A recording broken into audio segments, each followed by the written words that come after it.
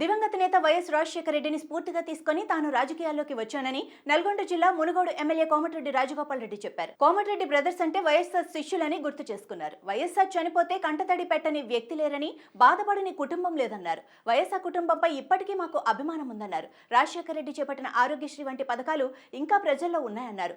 ఆంధ్రప్రదేశ్కి వైసీపీ అధినేత వైఎస్ జగన్ ను కలవటానికి వస్తున్నానని ప్రచారం చేస్తున్నారని, కానీ ఆ ప్రచారాన్ని తాను ముందే ఖండించానన్నారు. ముఖ్యమంత్రి నారా చంద్రబాబు నాయుడు అధ్యక్షతన ఇవాళ మధ్యాహ్నం 1:45 ఏపీ కేబినెట్ సమావేశం కానుంది.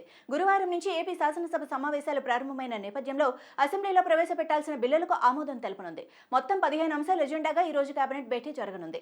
ఆగస్టు 31లోగా అర్బన్ లోకల్ బాడీలు, urban development authority, AP CRDA, రాజధాని ఏరియా మినహాయించి అనాథరైజ్డ్ గా నిర్మించిన భవనాలకు పినలైజేషన్ విధించే ప్రతిపాదనకు నేడు కేబినెట్ ఆమోదం తెలపనుంది. మున్సిపల్ అడ్మినిస్ట్రేషన్లోని వివిధ చట్టాలను సవరిస్తూ కేబినెట్ నిర్ణయం తీసుకునే అవకాశం ఉంది. భద్రాద్రి కొత్తగూడెం జిల్లా చెర్ల మండలంలో మావోయిస్టుల హెచ్చరిక లేఖ కలకలం సృష్టిస్తోంది. చెర్లలో భూస్వాములు, రాజకీయ నాయకులు పద్ధతి మార్చుకోవాలని, లేదంటే ప్రజా కోర్టులో శిక్ష తప్పదని హెచ్చరిస్తూ మావోయిస్టులు ఓ లేఖ విడుదల చేశారు. Maoist party Bhadradri Kothagudem Alluri Sitaramaraju division committee పేరిట లేఖ విడుదలైంది.